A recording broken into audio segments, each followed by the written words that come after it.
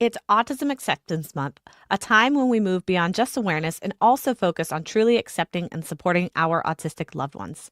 Today, we're celebrating the progress our kids have made over the past year while also navigating the uncertainties of having a new baby who might potentially be showing some early signs of autism. We'll talk about how we balance optimism with caution and what autism acceptance really means in our everyday lives. But before we get started, don't forget to like, share, and subscribe to help spread autism awareness and support us in reaching more families. Let's get started. Hi, Embracers. Welcome back.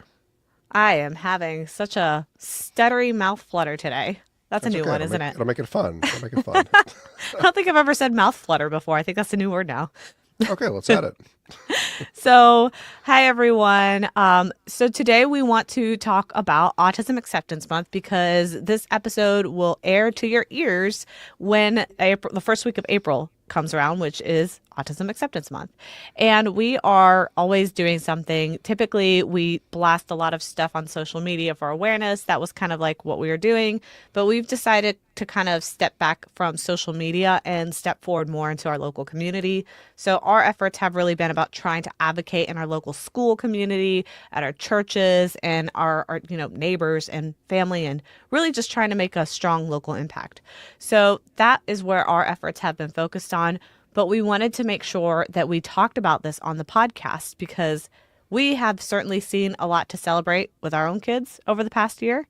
And at the same time, we're also recycling through, what would you say, like a potential new autism journey. I don't really think we're there yet, but it's like the angst of like, will she not? Right, like recapturing the magic, if that is a What a weird thing. way to phrase it, but honestly, mine wasn't much better. Well, no, I was thinking of like how like old Disney movies they'd always say like like when they were opening the A vault, recapture, yeah, reimagining. like recapture the magic or whatever. So Oh, yeah. that's where we're at. Yeah. So we're basically in the process of kind of like navigating the unknown with our newest baby, who will also be turning 1 in April. Actually, April's a big month for us. Ironically enough, it's also like most of our kids' birthdays. So Two or April's three, big yeah. in our family. Yeah. So yeah, we basically just want to like let you guys know and be aware that we are in this balancing act of both, trying to encourage you as parents to embrace progress, but also uncertainty because that's part of the journey. And even though we are, in this, it feels like almost a decade at this point, but it's, like 7 years All in. Yeah. all blurs um, together and everything. yeah, it all blurs together after a while.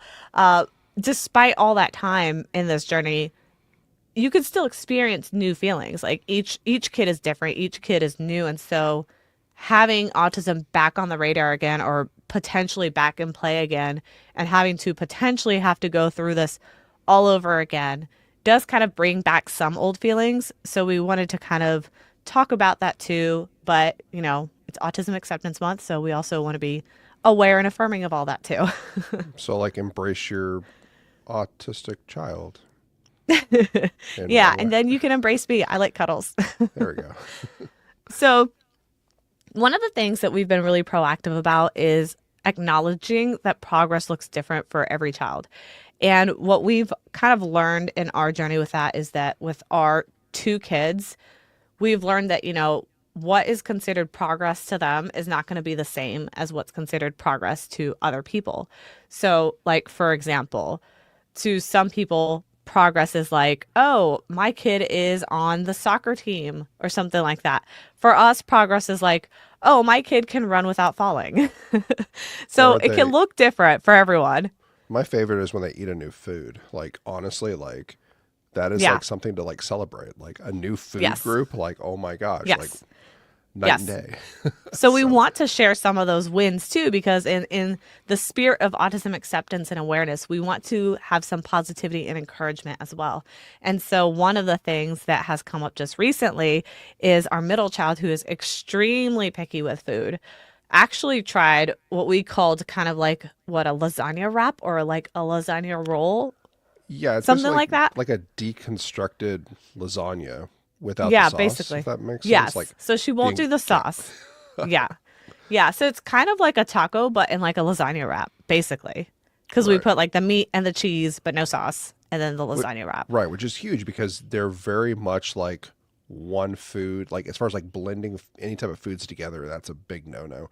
Like we can't even like they love nachos, but you can't even like melt the cheese because it like blurs together as like one new entity. Yeah. It's like They have to chips with sprinkle it on. shredded cheese, not melted because it has to be very distinct groups. But like with this, it's kind of like blending the flavors a little bit more than I think what she's used to because it's very Yeah. much without it. It's one food in connection. Yep. But this, yeah, I mean, huge step for her because you have like what, like three different like items kind of like rolled into one, and she's like totally okay with it. She actually likes it. Yeah, and like along those lines, because it's close enough to like the flavor family, she also just started liking soft shell tacos that also only have meat and cheese on them. But that's like huge for us because like, wow, now we can go to Taco Bell, which like was not an option for the last like 6, 7 years. Like, Well, the good thing too was because usually she even so doesn't really care for like melted cheese, but she was able to do a pretty basic soft shell taco, just meat and cheese. But because it's like warm, like when it's in like the little packaging, like some of the cheese melts. So I was just like kind of like explaining like, oh no, it's the same cheese, but just because the bag was warm, some of the cheese got a little gooey.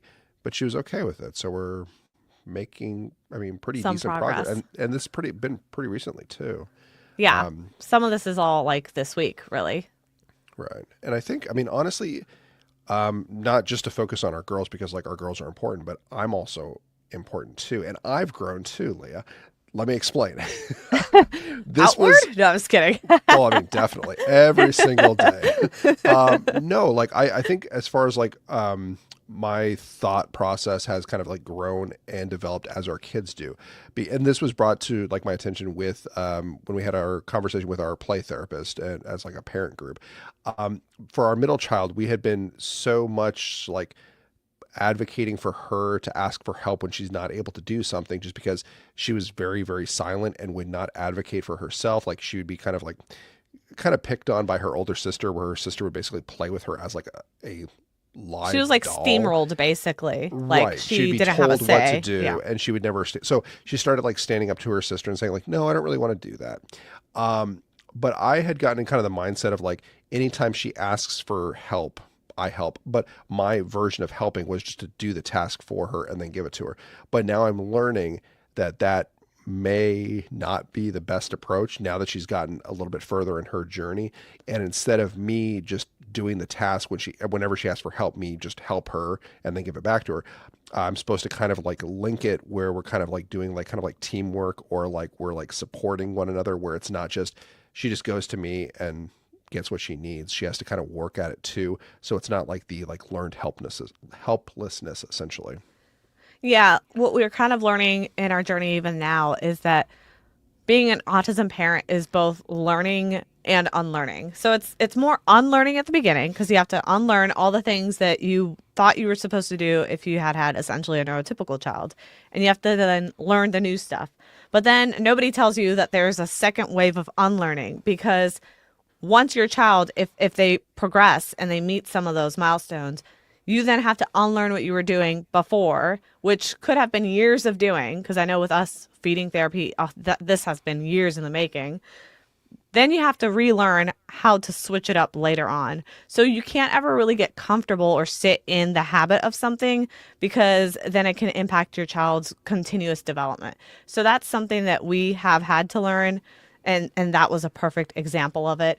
But also, because you brought up both play therapy and tacos, I thought it would be relevant that we talk about the progress that we've made with our kids on the whole being aware of their emotions and being able to like identify them. Because at the beginning of the year, when we started play therapy, which will have been about a year now that they've been in therapy, or a little Yeah. more than that maybe, we had to start with them just understanding basic emotions and trying to identify them in themselves and others. And I bring up tacos because our therapist used these like taco emotion cards. So they're just a bunch of cartoon tacos, and each one has different emotions. And these emotions can be more nuanced. So they're not just happy, sad, mad. You kind of start off with those, but then there's more nuanced ones. Like it can be like nervous, anxious, bigger words basically. And a win for us is that they successfully have latched onto that and they've been able to express more nuanced emotions to us. Now, they're still needing that to be prompted most of the time. They're still needing to really like co-regulate and have us really like involved in pulling those emotions out of them essentially. But they're not just saying I'm mad, I'm sad or something like that. They're able to explain with more clarity what it is that they're experiencing, and that has been a huge win for us this year. Right. I mean, I don't know. I mean, I'm sure. I mean, I've heard you do it multiple times too. Is if we're watching a TV show or reading a book, we'll ask like, "How do you think the character is feeling?" And we'll kind of like pause if we're watching a TV or movie or something, and then we'll kind of have them run down like a few items on how they think the character is feeling. And sometimes it's pretty straightforward. Oh, they're sad because of whatever happened. But sometimes it's a little bit more, I'd say, tricky for them essentially. I was doing it with our middle child the other day, and the story was essentially it showed like a character crying, but it wasn't necessarily that he was sad, but it was kind of like a overwhelmed or like kind of like fearful mixed with kind of like some like stress essentially. So I was kind of talking with our middle child like, oh, like yes, he does have tears in his eyes, but what is a possible reason for that? And then kind of exploring that it's not just he's sad, but it's a little bit more complex of a sadness mixed with kind of him being overwhelmed in the situation. Anxious. Right. Yeah. Well, that yeah, that's another good word. See, you're learning too. I'm learning them too. Yeah, but that's exactly the point. We have been making a point of proactively reading stories with them every night. We've done it basically since they were like 2. We've done this.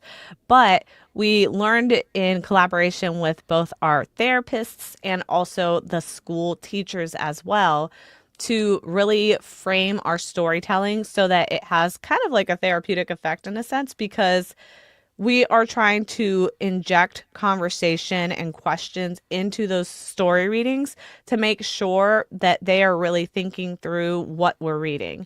And we do that really with an autism focus, like social emotional type of stuff, and just helping them understand, like, okay, why does this person feel that way? What are they feeling with the expression on their face? What do you think is going to happen next? Things like that to help them apply that to real life so that when they see people who have those expressions or maybe are acting that way or they anticipate something happening, this helps give them the skills that they need to be able to essentially apply that in real life. So that's been something that we have seen some success in. We're still early on in that, but we've definitely applied it a lot more this year. I'm not sure if you've done it, but one of the funny things I do is I try to put them in the story and I kind of ask like, "Oh, what would you do if you were that character?" And I mean like most of the time it's like a crazy like silly response and like totally I mean sidetracking what the actual story what actually happens in the actual story, but it is just to kind of get them thinking like, oh, okay, if I had to climb up a mountain or something to get like a special flower, like what would I be scared of? And kind of just mentality of putting themselves in the story so they can kind of relate to the characters a little bit more. But it's just kind of fun just to kind of see what their thoughts and Yeah. reactions are. Yeah, I think also one of the things that I have noticed is sometimes they give very like logical face value type of responses or reactions. And so you could tell that they don't quite understand what's happening socially in the story. They just give you kind of like a logical response. And so sometimes trying to lead that horse to water is a challenge. It's like pulling teeth. I can't, it's so hard.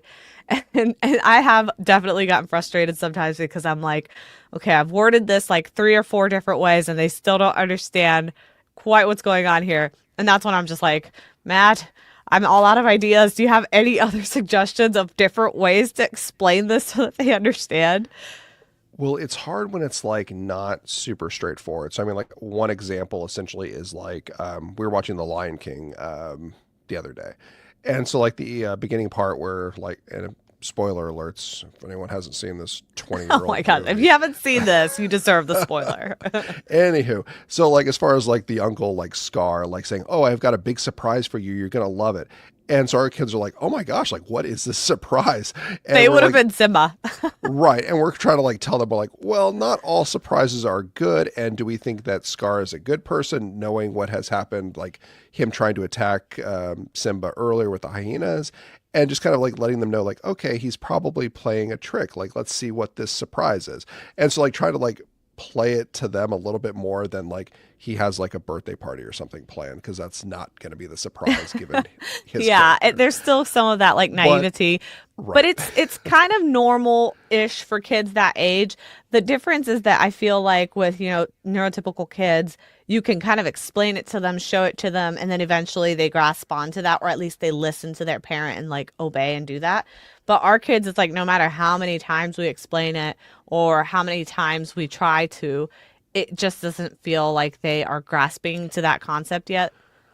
Well, it's also hard because, like, I mean, language is tricky when you actually think about it. Like, not, I mean, there Hmm. are like very subtle things that kind of lie beneath the surface. Like, and that's why, like, I think in numerous movies, like, parents are able to kind of catch something that Yeah. totally goes over the kids' heads. But yeah, when they think of like the term like surprise, they think of like, oh, happy, surprise, exciting. They're not necessarily thinking like a surprise could also mean other things. So I think as they kind of learn and grow and get more exposure through movies, books, TV shows, all that, hopefully they'll start to learn kind of how to navigate language a little bit more. Or if Yeah. not, mom and dad are here until Yeah. The forever. sarcasm is hard too because there's a Right. lot of sarcasm with the character of Scar in The Lion King. Like Right, when he right, right. says it's to die for. Like I Right, get right. that kids normally wouldn't get that, but I feel Right. like when it comes to autistic kids like they're less likely to get that as well. That's true. So that's definitely something that we have kind of seen an improvement in, though generally speaking, or trending towards positive. And we've also been on the other flip side of things, navigating the whole uncertainty with our baby. So she's also going to be one in a couple weeks now. And so we've had to basically work on, all the stuff that we're working on with our kids, focusing on autism acceptance and everything in our community and reaching these milestones. And as positive as we are, as informed as we are, you never really want to have your child. I'm not going to say like you don't want to have your child to be autistic in like a negative sense because I'm autistic and there's parts of me that I absolutely would not want to lose that is because of my autism. And there's parts of our kids that I absolutely adore because of their autism. So, like, their autism is part of who they are, it's ingrained in their DNA. But at the same time, there's a lot of consequences that come with that, and like a lot of negative things, like the social isolation, rejection, danger awareness, the elopement, things that could actually harm them or ultimately lead to, death or something like that. So, there's things that we definitely want to take away as well. And so for us, it's like that balancing of like, okay, if she is autistic, there's the positive, but there's also the negative, and we have to kind of think about the pros and cons there. And that's something that, as we are reaching this 12-month mark, we're starting to think about because this is around the time that our other kids started to kind of change and show more of those like red flags. And we're already starting to see some of those, but I feel like it's not enough that our alarm bells are really going off yet, but we're just, starting to see a little bit here and there. And I was to say, it's not necessarily as far as like we're like worried that she shouldn't be autistic, because I mean, like everyone's in the family is autistic except me, I guess. Yeah, you're like, the But kids I'm feel like the bad for odd you one. because you're not. Yeah, they're like, Yeah. it's okay, it's They're like, okay, it's Daddy. okay. It's okay, Daddy. It's okay. But anywho, it's more so like the like the unknown challenges that she will have to face essentially. So like with our oldest daughter, it was very much like the spatial awareness at the park. So it's like the idea of like we don't know what challenges she will encounter until we're actually kind of like figuring out kind of in like a live setting for the first time essentially. Like we didn't realize like our oldest daughter struggled with like spatial awareness. So like very fearful, like the first few times we were at the park with her because we thought, oh, okay, she's going to walk up the little steps and go down the slide. But she's like constantly like falling because she can't see the steps or realize that there's no space or there's nothing to block her. Kind of when she's She would just navigating the fall off right course. at the ledge, like the Right. openings that had no like Right. handrails. She would just fall right off a couple yards above the ground. Right. So I guess at least for me, more so like the uncertainty of like what are the challenges that can pose potential risks, like I mean, to her health, life. I mean, our oldest child again liked to put gravel in her mouth. So I Hmm. mean, there's and then yeah, She as far as like choked on that the while we were pica, driving. yeah. So I mean, it's just little things like that. Like we're not really sure what will be the danger that she's going to encounter essentially if she is autistic and she has some of these challenges essentially. So that's kind of where I'm coming from. But as far as like her being autistic, it's kind of like get in line. Like there's Get so in many of line. you. Like you There's could just so like buy a ticket to autism. there's so many of you in the family now. We So totally outnumber you. right. So I mean, but I'm not worried like about that because as far as like, oh, okay, we have to do like social stories. Oh, we have to have like charts. Like we already have them. So it's not Yeah, really like that's true. changing our routine or our lifestyle. It's just accommodating one more child that needs it. But Yeah, yeah, definitely. it's almost like since you're the odd one out in the family, it's almost like you need the accommodation to live in our world. I mean, I'm not gonna lie. When I do use the restroom and the little bathroom chart is there and it gives me Yeah. all the different steps to use the restroom, it is Yeah. helpful, especially in the morning when it's early in Yeah. the morning. Fun So fact, we do have that in the guest bathroom and we have had complete strangers use that. they've They're complimented like, it. "Thank you so much for giving us instructions." And we're like, "Oh yeah, I forgot that's in there." Just enjoy Makes for it. an interesting conversation. Yeah, it's great. Yeah, I just always say it's for Matt. There you go. Things get confusing. Yeah. So I think that like basically what we're learning is like there's like new challenges of being an experienced autism parent now being put in this spot where we feel like we have to analyze every little thing with our youngest. And it's not necessarily that like we have to, but it's kind of like your brain does it automatically because we've been locked in this journey for so long now, and there was things that we missed with our younger kids that we then picked up on later on, and now that we have our baby, now we're like honed in on every little thing. And so I feel like that could be positive in the sense that if there is something there, we'll pick it up quick, and early intervention is key. But at the same time, it has its negatives because you're almost like hypersensitive, and it might be that it's nothing, but it could be something. So, like, one of the things that I'm seeing right now has only happened twice, but it was unusual enough. And it's that I've seen that she has started headbanging a bit on the wall. And this was something that our middle kid had done. And the thing that concerned me about it is both times that she did it, she absolutely would not stop unless I physically removed her from the wall. So, like, I tried to get her attention. I tried to, like, distract her, and she just kept doing it. And it was not like gentle, it was kind of aggressive.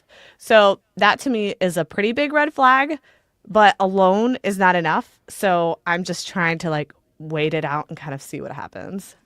Yeah, she has also like spinning things, but I'm not sure if that's like a baby liking spinning things or Well, she a likes to laugh at lights like our other kid did. yeah.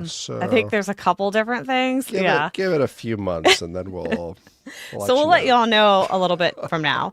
But like we said, like we're open and receptive to it. We're all about embracing autism, obviously. It's just that personally, I always hope for the best for my kids. And for me, the best means that they will have fewer life struggles. And autism brings with it more life struggles. And there's definitely parts of my autism that I wish I didn't have. There's definitely parts of my kids' autism that I wish they didn't have.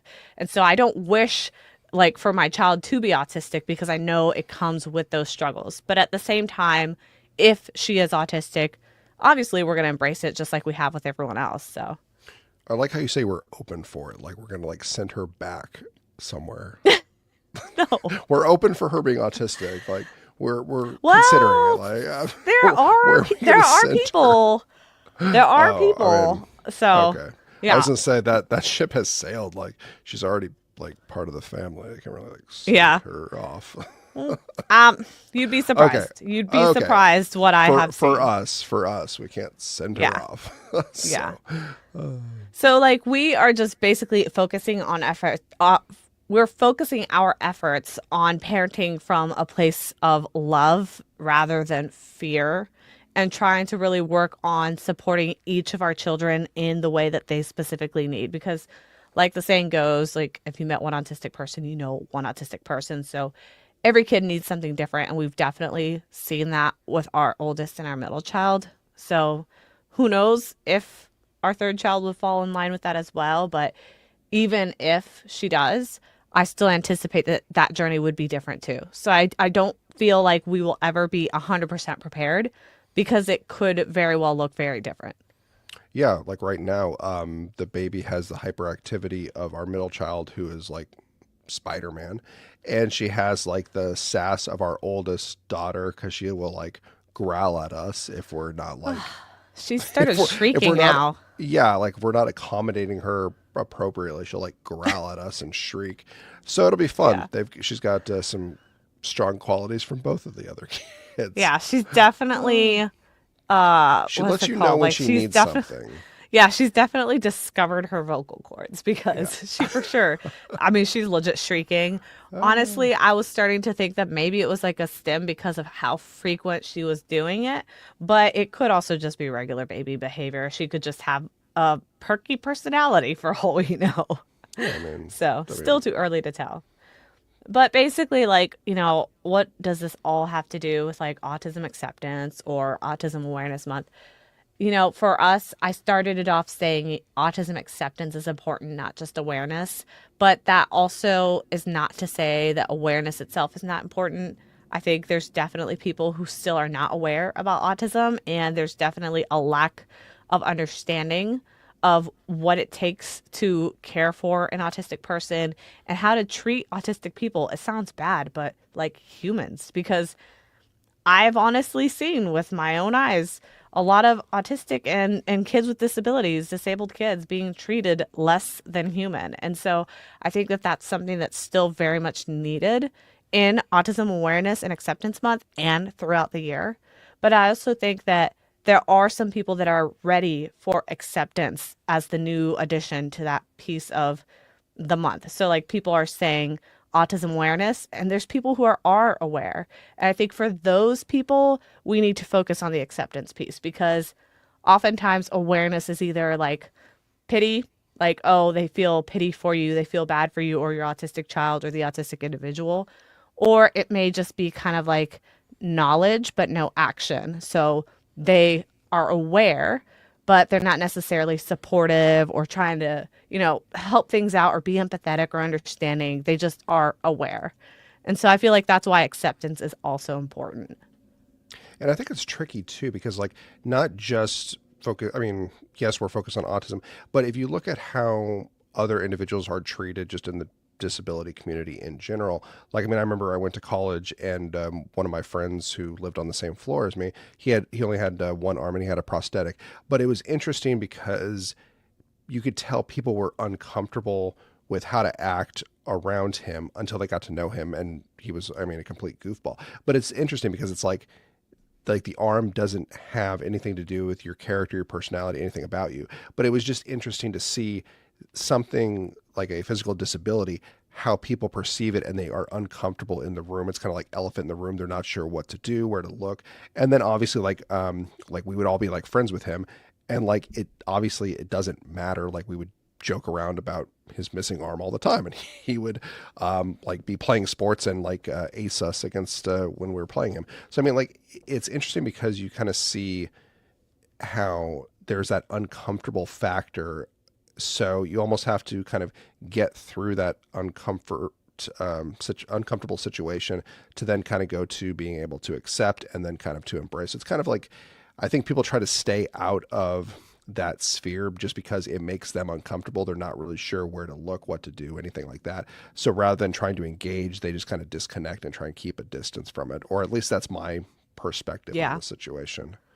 I feel like one of the best things that you can do as somebody who's trying to support the autism community, which also includes parents and caregivers, is to try to push through that discomfort and allow yourself to feel it because it helps you empathize with what those autistic individuals are feeling and what those caregivers are feeling. Because as an autistic adult, I feel uncomfortable virtually all the time in social situations. And I mean, Matt can attest to this. It's very awkward for me. And I talk weird like this because that's what I do when I am nervous and don't know what's going on. But then there's also the component of like our kids. And we're also on top of that, feeling very uncomfortable with how people are treating us as parents who have children who are maybe very obviously displaying autistic characteristics. And the parents always, reflect that on us as like something that's like poor parenting or something like that.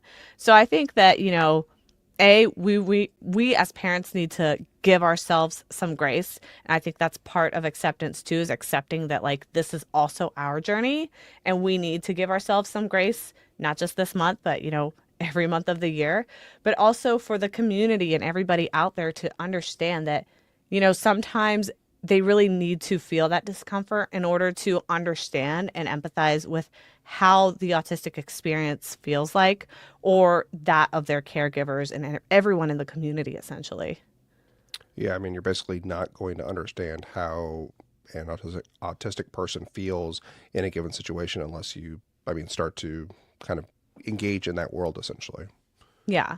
Now, with that said, I don't think that people should be forced into that. And I don't think any less of people if they don't, want to do that. I understand who would want to, forcibly experience something that's uncomfortable or unpleasant. But I think that it's a good, like, what's that saying? Like a show of good faith or something like that, Yeah, where it's like that you sounds good. basically are showing us, hey, yeah, you are committed to helping someone. Like, for example, if I had a friend who saw that I was struggling and they always were saying, hey, let me know if you need anything. But then when you finally reach out and you're like, hey, I need something, and then they kind of ghost you, then it wasn't really real, right? And as someone who's autistic, I hate that stuff because it's so hard for me to tell when people are being authentic and when they're not. And I take people and their word at face value and literally. And so for me, I'm like, don't say it if you can't commit to it. And I feel like that's another part of this autism acceptance journey and puzzle is that I'm not trying to use puzzle specifically for autism, just so people know. But it's basically like, here I'm going to say piecing together, but piecing together a relationship where that person is actually accepting of what it means to be either autistic or an autism parent and being either all in or all out because this 1 foot in, 1 foot out thing doesn't work for anyone. I hope that metaphor makes sense because I'm not great with expressing things like that. Well, because the idea, like you stated, like you never want me to throw you a surprise party. Never. I would hate it so much. But part of me, now that we've mentioned the Lion King, you might be seeing surprise as me trying to trample you with 1,000 wildebeest. So maybe that is why you don't want the surprise, because yeah. No, that's not why. I just don't like So surprises. yeah, That would be a of very course, bad surprise, but I just don't like surprises in general. fair enough. We won't push that on. Yeah. Let's not do it at all. So, yeah, that even talking about that makes me nervous. I do not like surprises at all. And of course, that should have been a big red flag for autism that I didn't know. But yeah, not a surprise person. Anyway, so like I said, autism acceptance has very different components to it for us as parents. Part of that is also giving ourselves grace and being able to, accept ourselves in the journey that we're in the state that we're in, knowing that we're still working towards our ultimate goal of being the best parents that we can. And we're flawed individuals and we're never going to do it perfect. But, just keep trying and stay optimistic and don't feel bad if you make mistakes because we all make mistakes. So essentially, just to close things out, part of what we're really celebrating here is every child's progress at their own pace. We really want to make sure that we emphasize that because I hate when I see parents comparing their child's progress with somebody else and then feeling bad, like you're not doing enough or like you made the wrong decision. I really think that, it's so critically important that we don't compare. Just don't compare. Compare your child to where they were before, and that's it. And part of Autism Acceptance Month is accepting that, accepting that your child is where they are and just compare to where they've been and focus on where they can be and do not compare to the rest of the world. And also balancing awareness with patience when navigating early concerns. That's something that we are personally focusing on, is trying to find that balance. And of course, just knowing that acceptance piece, that's part of a lifelong practice. It's not something that is just for the month of April. It's not something that's just for us, between us here in the Embracing Autism podcast or in our community. This is something that we want to get out into the world. So, tell your neighbors, put an autism awareness flag or something somewhere, bring it up to your schools, ask them if you can do a special autism acceptance day, whether it's like a pep rally or whatever it is that your schools do. Ask them if there's anything you could do to help spread awareness and education. Same with your local parks and rec, whatever it may be. That is my call to action to you guys for this Autism Acceptance Month. See what you can do in your community. Is there anything else you want to add before we wrap up, Matt? I would say just be open-minded as far as like your growth with your children. Like, I mean, as we kind of mentioned, like we have to kind of accommodate as they kind of hit different little milestones along their journey rather than just being very set forth and, oh, we're always going to do this whenever they ask for help. Just kind of try and grow with them as they are growing along their path. Exactly. So we're going to leave it there because I know we went a little long today, but there's just so much to talk about when we start April off. So just as a reminder for everyone, please join our Patreon for exclusive content and extra chances to be picked in our Embracing Autism grant random selection that we do monthly. Members get extra perks, including extra entries into that random selection. And also, please like, share, and subscribe to help us spread autism acceptance. And we want to wrap up by asking you guys some questions as well. We want to know in the comments, either here on Facebook, on YouTube or Facebook at Autism Wish, what progress has your child made that you are celebrating this Autism Acceptance Month?